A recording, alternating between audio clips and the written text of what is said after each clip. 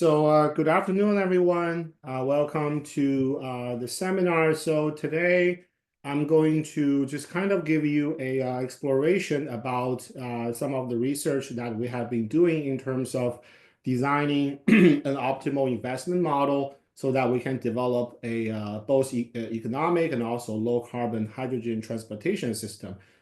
So my name is Jian Shi. I'm currently a faculty member, associate professor of electrical and computer engineering, and just want to quickly acknowledge that this work was mostly conducted by my graduate student in collaboration with my colleague, Dr. Kai-Lai Wang.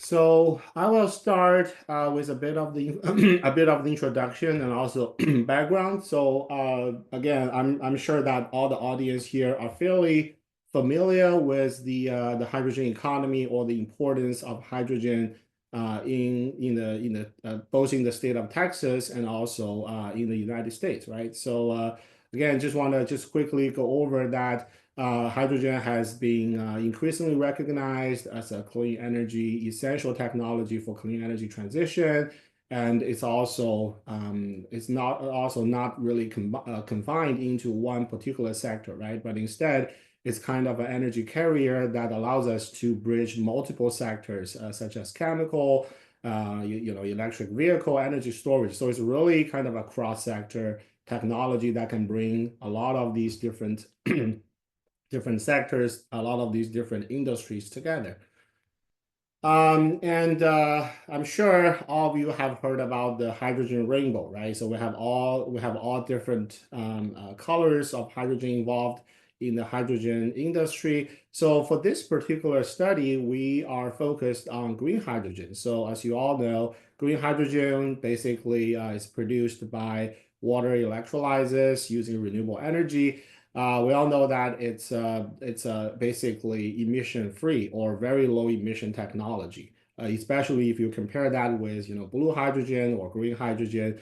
Even if you pair blue hydrogen with carbon capture technologies, they still somehow have some emissions, right? So green hydrogen is kind of the true zero carbon or minimum carbon hydrogen production technology.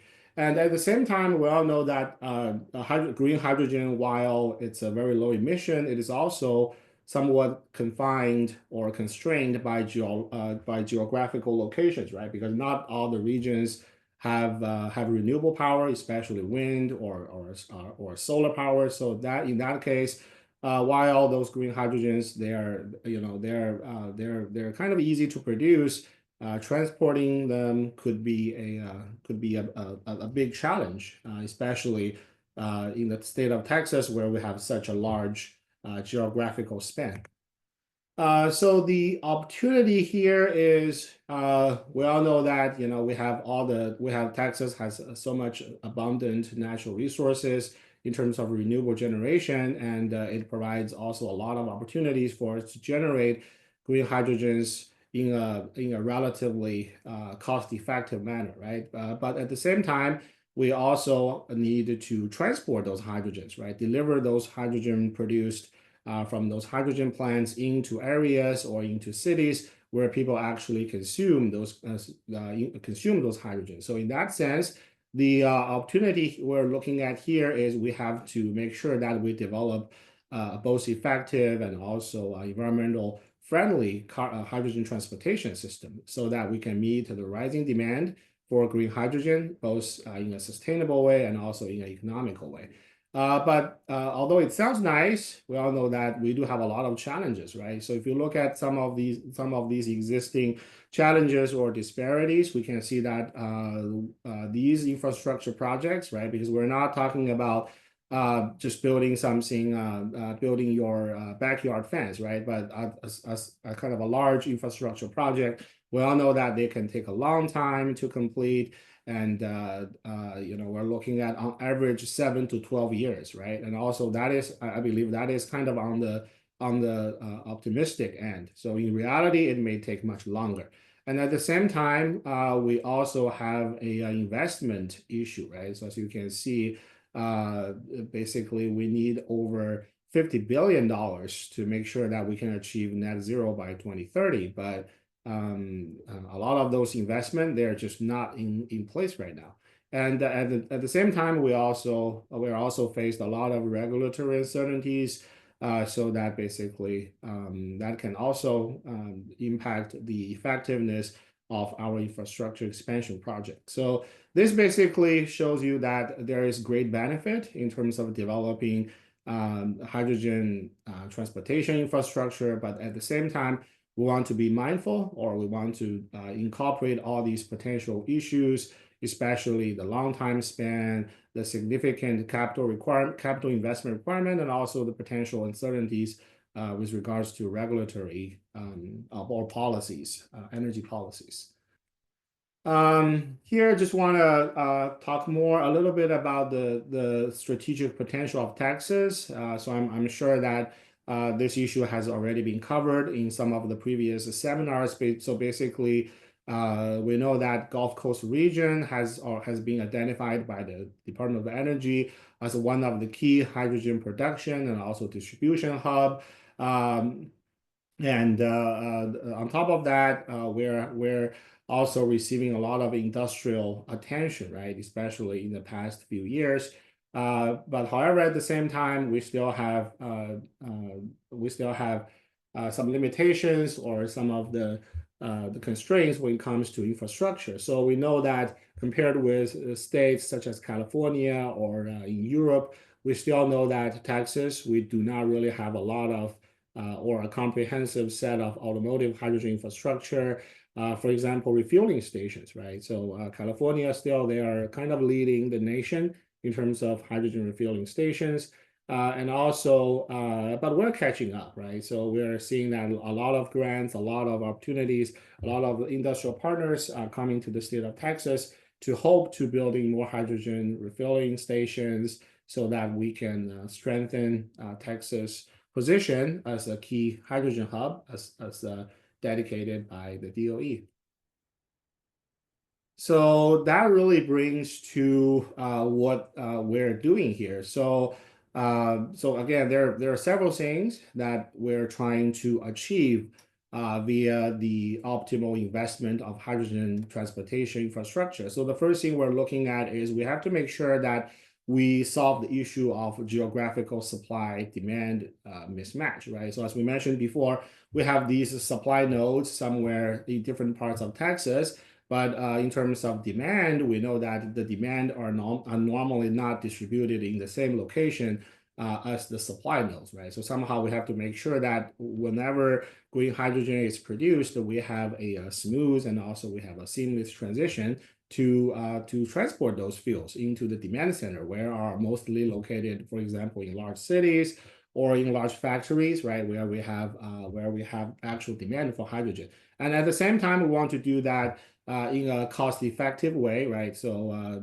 we want to make sure that the transportation should be designed to lower the cost of hydrogen distribution. Otherwise, we're simply just adding barriers, we're adding burdens to our infrastructure, to our hydrogen industry.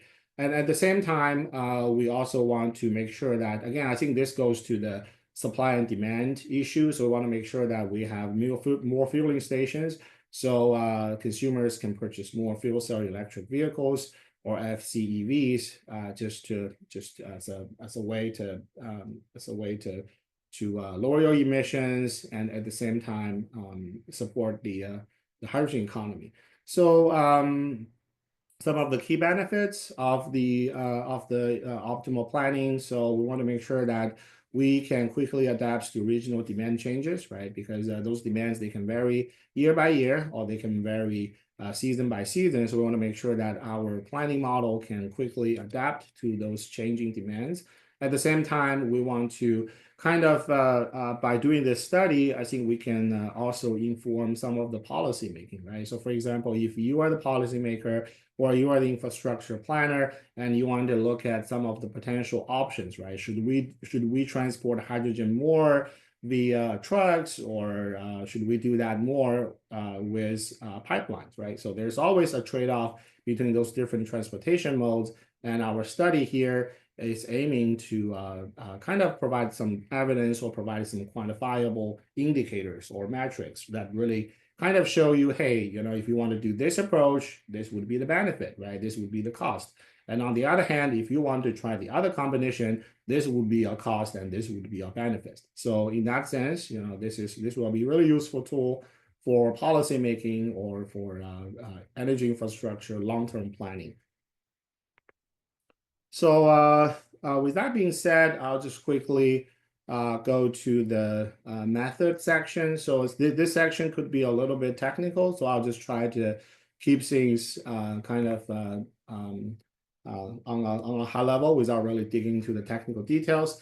So as I mentioned before, our main focus here is we know that Texas needs more hydrogen transportation infrastructure so that we can meet our anticipated growth in hydrogen demand. But how to do that is a tricky problem, right? So that's that's the exact research problem that we're trying to solve here. So when it comes to different potential transportation modes or transportation methods, so here are the 4 major transportation methods that we considered in this study. So pipelines, right? So and also tube trailers, liquid trucks, and also some of these hydrogen carrier trailers. So basically, we consider those 4. Of course, there are other potential ways to transport hydrogen, but we're sort of using these 4 dominant methods or dominant approaches, just kind of show people what kind of combination you should do to optimize or to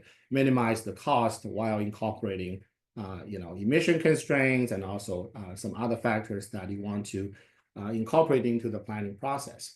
So in terms of approach, so we're relying on developing a optimization model, a numerical optimization model, and our overall objective is that we want to minimize the overall levelized cost of transporting a certain amount of hydrogen, right? And then at the same time, we want to consider economic expenses just to make sure that we're cost effective, right? And at the same time, we want to do the transportation in a relatively environmental friendly way, right? Talking about curbing carbon emissions, because if the very motivation for us to adopt hydrogen is to enhance our carbon to lower our carbon emissions, then it does not really make sense for us to build something that is build an infrastructure that is super carbon intensive, right? So we have to try to achieve all these different goals at the same time. There are some key considerations or key modeling assumptions. So for example, we considered that in terms of infrastructure development, or when we build those infrastructure, it's not built instantaneously, right? We want to consider a lot of those practical constraints that infrastructure can take a long time to develop, right, or to complete. And at the same time, as I mentioned before, we want to make sure that we carefully balance between the cost and also the environmental benefit. And at the same time, we also considered some of the a key kind of very important concept, which is called the hydrogen hub, right? So we'll talk more about that, but this is just to show you that this is some kind of key considerations that we have incorporated in this study. And then the outcome of this overall study, as I will be showing later, is we can show what are the best way, what are the most sustainable and cost-effective way for us to plan the hydrogen infrastructure to match the supply with our demand, right? So that is some of our modeling assumptions, modeling considerations. And then we consider kind of 2 different modes when it comes to developing this framework for hydrogen transportation. So the first mode is relatively straightforward, right? So this is kind of what we call the direct transportation. So as you can see on this chart here, so we have different hydrogen plants, right, that are producing green hydrogen. And then we have all these different potential combinations of transportation modes, right? We have pipelines, we have different trailers, we have trucks. So the direct mode basically is saying that we will deploy those different transportation technologies so that we can directly just carry the hydrogen produced from the blue plants to the consumers, which are represented by the red circles, right? So refueling stations that is kind of the aggregated consumers that we have considered in this study. So this, again, this is relatively straightforward, just very direct transportation from node to node, right? So this is our first mode. And then in the second mode, as you can see, it's more complicated, right? So this is what we call a hydrogen hub mode, or mode 2. So as you can see, we still produce hydrogen, right, from those blue circles, from those hydrogen plants.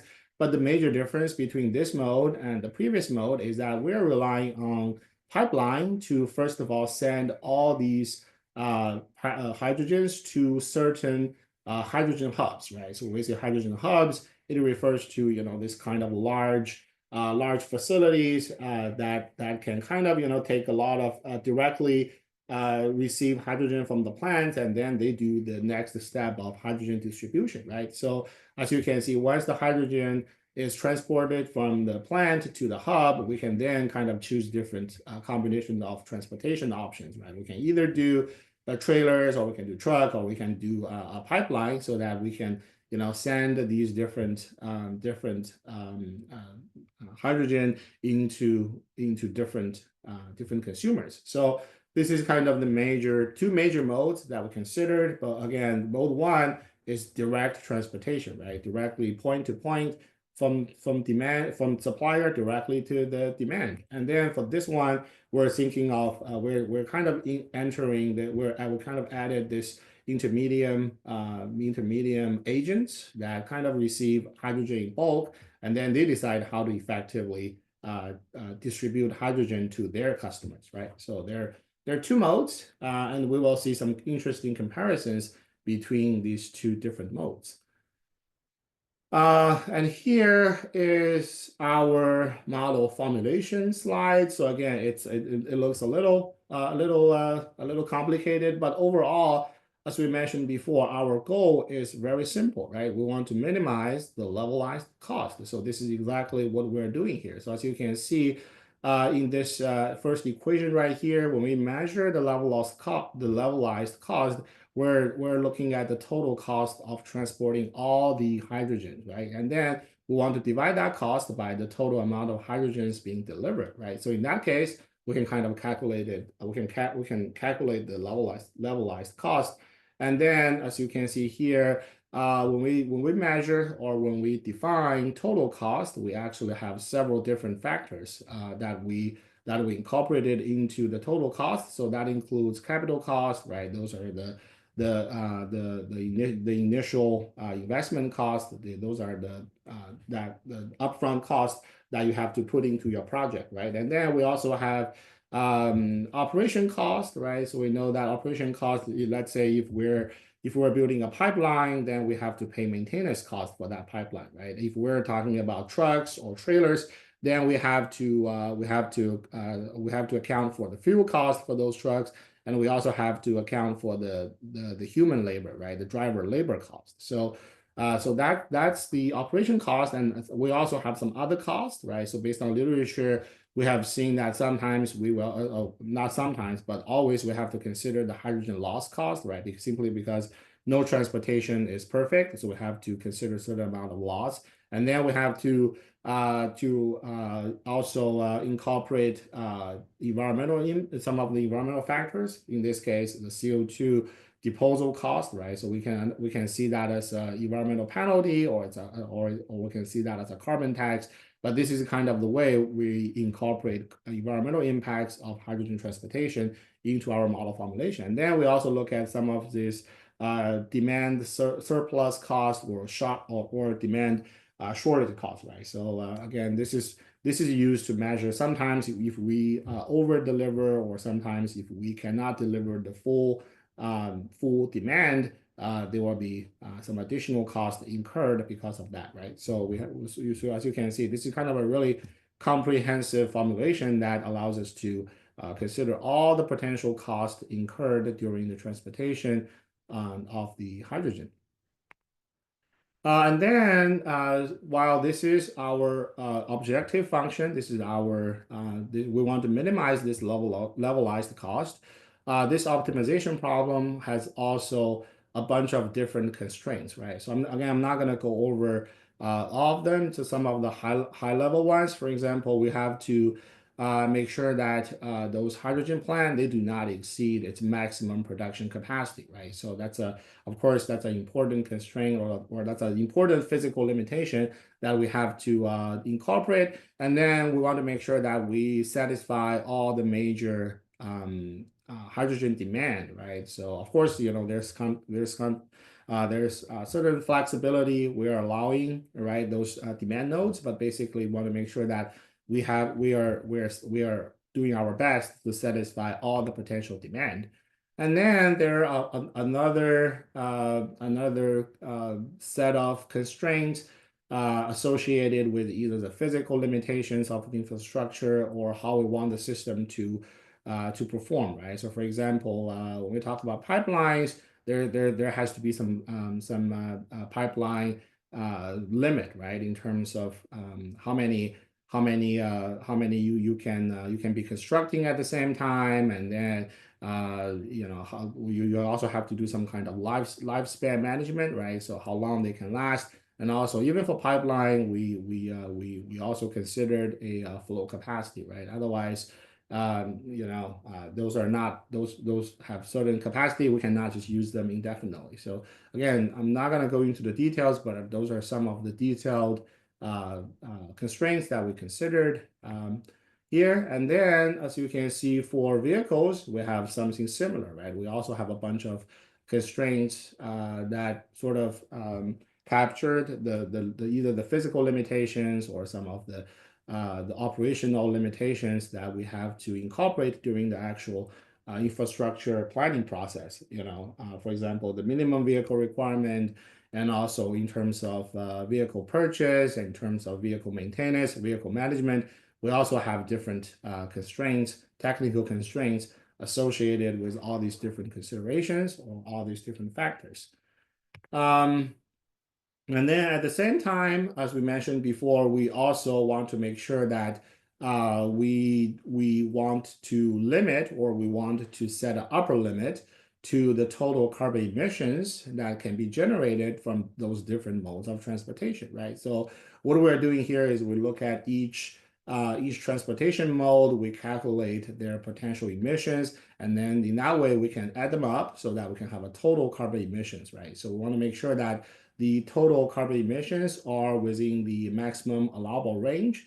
And if you guys remember, we have also considered the cost of carbon emissions as a part of our objective function, right? So when we are optimizing this overall system structure, we have also directly taking into account the carbon disposal cost, right? So basically, there are two kind of limitations or two considerations that we're doing here. The first one is, we're calculating the cost associated with carbon. At the same time, we also kind of have a hard cap on how much emissions we can produce based on the hydrogen transportation.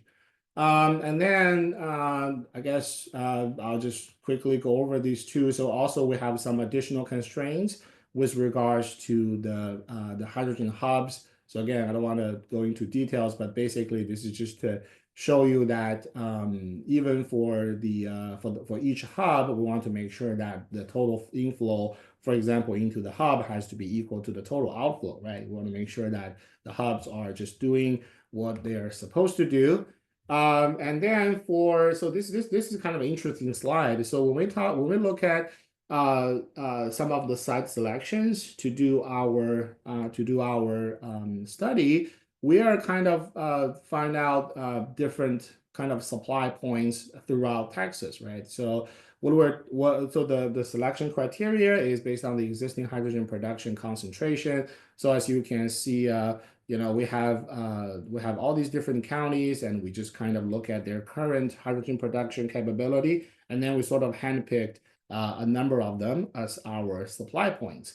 And then on the other side, if we look at the hydrogen demand or the consumers, so we are considering some of the major metro areas, right? So that is based on the consideration that we're anticipating that once hydrogen economy has has been fully developed, we will have a lot of customers. We'll have a lot of people that will incline to drive hydrogen cars, right? So that's why we're choosing those major metro areas as some of the major demand points. And in some other scenarios, we also considered distant region for hydrogen. Maybe it's factories or maybe it's port. So basically, they also have a high demand for hydrogen for their production of their industrial products. So basically, this is kind of how we select the supply nodes or supply points, and how we select our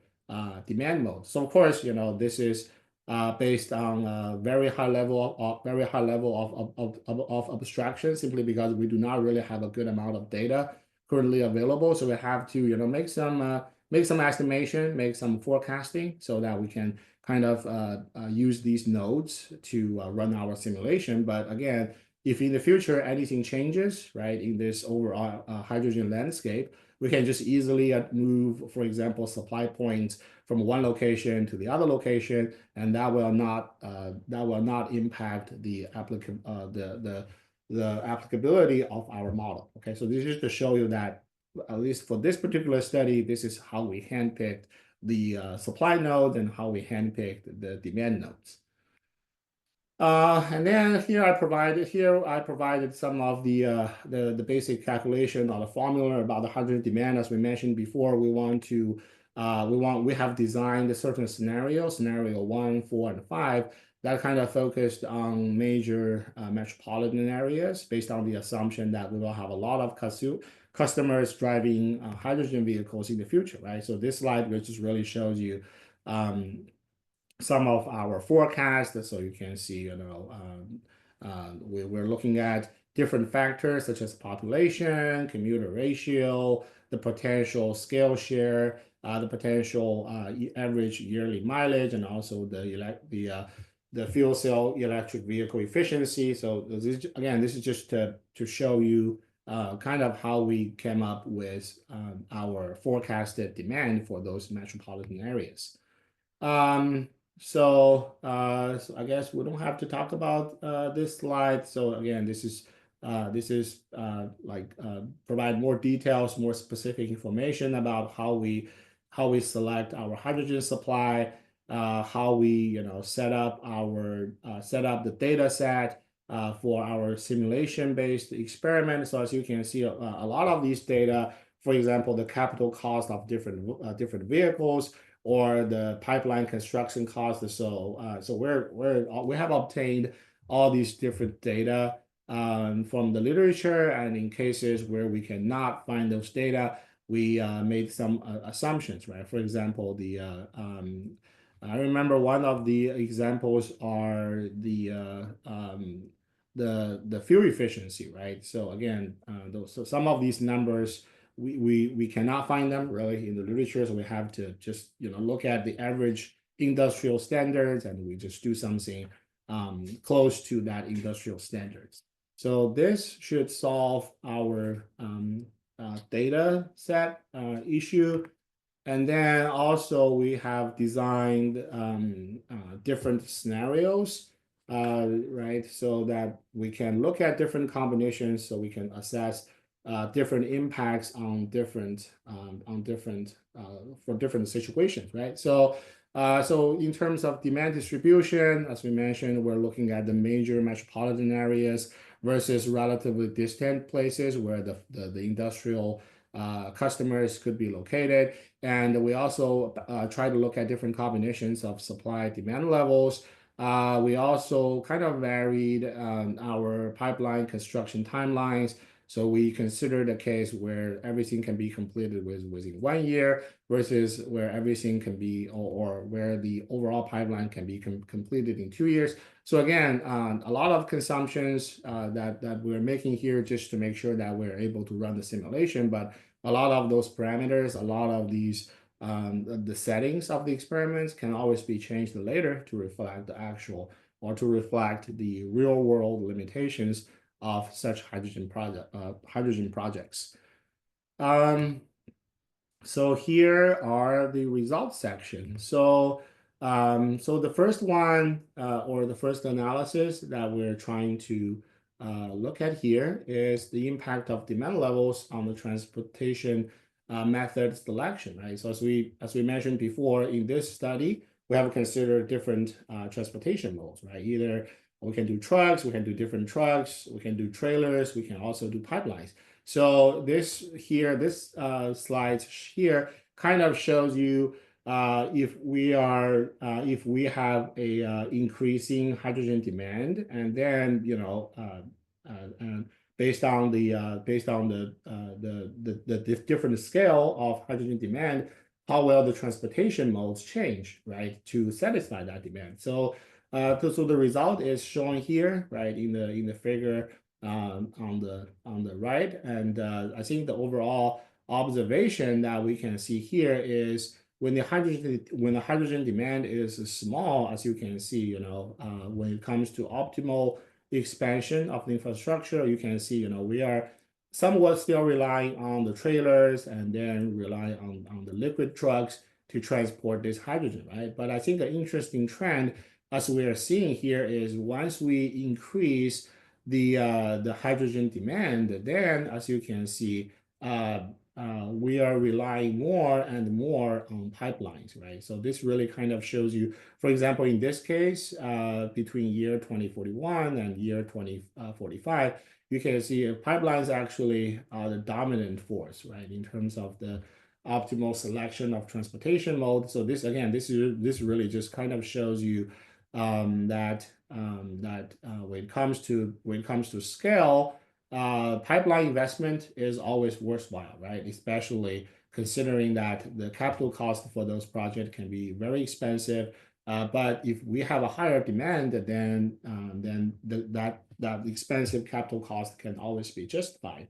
But on the other hand, if we do not have too much hydrogen demand, as you can see, then our model really kind of tells you how many of these vehicles you have to purchase, right? So that you can still deliver your hydrogen, but again, we don't have to totally rely on pipelines.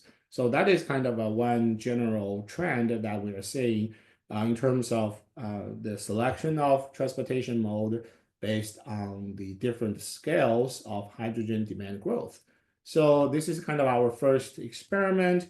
And then if we move on, as you can see, the influence of transportation distance on infrastructure choices, right? So as we said before, we have some long distance scenario, right? That, we have to transport things to distant locations. And then we also have some of the short distance scenarios, right? Where we are concentrated in large areas in delivering hydrogen to those large areas. So this is really kind of shows you based on those different transportation distances, what are some of the potential optimal solutions, right? Or the optimal way for us to expand our infrastructure. So again, I don't want to just go into all the details, but if you look at the key takeaway here, so as you can see, if we are dealing with extended transportation distances, then those kind of long-term pipeline infrastructure will deliver significant benefits, right? So in that way, so that basically is saying for extended transportations, if you have to deliver transportations to those distant locations, then pipelines will be more effective choices, right? But in comparison, if we look at some other choices, right, to deliver to those metropolitan areas, you can see a pipeline still is your best choice, right? But if the hydrogen demand is not so significant in that area, we are also looking at the options of trailers and trucks, right, to help complement some of these capacities being delivered by pipelines. So that is the influence, that is analysis on the influence of transportation distance on the infrastructure choices or on the transportation choices. And then this one, this slide here kind of shows you analysis of the effect of pipeline construction period, right? Because as we said before, in some scenarios, we have set the limitation, or we have set the parameter that pipelines, they take longer to build, right? So in that case, we can see if we are considering a construction period of 2 years of those pipelines, then that basically translates to significant lower pipeline coverage, right? So I think that's very reasonable, right? Simply because if we can build something faster, we will simply build more of them, right? So in that case, I think our key insights or our key takeaway from this analysis really is showing that if we can somehow, because we know that we will be heavily relying on hydrogen pipelines, especially under the scenarios we're having a significant growth, right? So in that case, we want to make sure that we can finish the construction pipeline in a relatively shorter period of time, right? So that in that way, we can we can just always make sure that we can deliver all the benefits ahead of time or within time, right? Rather than risk delaying the infrastructure deployment and delaying all the potential cost benefits that could be delivered by our pipelines.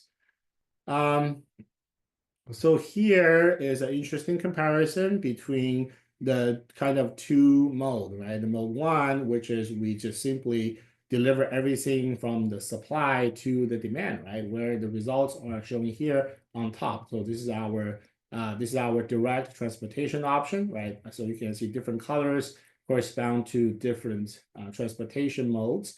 And then, as you can see on the bottom, we have the consideration of hydrogen hubs, where we are transporting hydrogen from the supply to some hub in the first place, and then once we arrive the hub, it will be redistributed, or it will be distributed in a more flexible fashion, right, into different demand nodes around that hydrogen hub. So so the key takeaway here is we are kind of seeing the benefits in terms of integrating or designing those hydrogen hub. I maybe we don't have the result here. I think this is just to shows you the result is here. So as you can see, this is kind of a visualization where it shows you what are the major differences when we choose direct transportation versus hub-based transportation. And then this is really kind of shows you in terms of the vehicle purchased, or in terms of the transportation mode selection, what are the major differences, right, between the hubs and the direct transportation mode. So the key takeaway from this figure is basically showing that if somehow we can directly build pipelines between the supply and demand, that can reduce our vehicle dependence, right? We don't have to purchase as many vehicles. But in the other case, if we are relying on the hub-based network, then as you can see, we will like always purchase different vehicles. So I think that just kind of shows you kind of the two different characteristics about those two different modes, right? The one is if we do direct, we want to rely more on pipelines. On the other hand, if we want to do hub-based transportation, then we are more flexible, right? Because as you can see, we're purchasing different vehicles so that we can just transport hydrogen from the hub to the actual nodes, to the actual consumers in a relatively flexible manner. Some of the key insights that we have obtained based on our simulation study, I think we mentioned a lot of them already. So based on our experiment, or based on our current simulation study, we're seeing that pipeline development for hydrogen transportation can significantly carry more benefits, right, in terms of cost, in terms of environmental benefits, compared with totally relying or entirely relying on hydrogen transportation vehicles. So those will be a crucial technology that we have to emphasize, that we have to focus on for the state of Texas. Balancing pipeline construction timelines. So those are kind of show you that we want to optimize the construction process to make sure that we can finish those infrastructure expansion ahead of time, or right on time, so that we can deliver the benefits. And then we also show the differences between hydrogen hubs and how they can complement direct transportations of hydrogen. So those are some of the key insights that we can observe from the experiments. Some of the future work, again, I guess some of the things we're looking at here are highly theoretical, right? For example, some of the assumptions that we're making is, for example, when we measure the distance between two nodes, we're using straight line distances, right? Directly from node to node. And we all know that in reality, that is not the case, right? We have to make sure that we're considering realistic or reasonable transportation routes. Also, in we did not really consider hydrogen storage in this case when it comes to the hydrogen hub, but I think one of the major benefits of those hydrogen hubs is their capability of doing hydrogen storage, right? So hydrogen storage can also be incorporated, and also we can do more environmental impact analysis. We can do more kind of community benefit analysis, which we did not have the chance to work on to address in this one. So those are some of the kind of the limitations or some of the assumptions that we adopted in this work, and some of our potential strategies to address those limitations in the future. And with that being said, I think this is my last slide.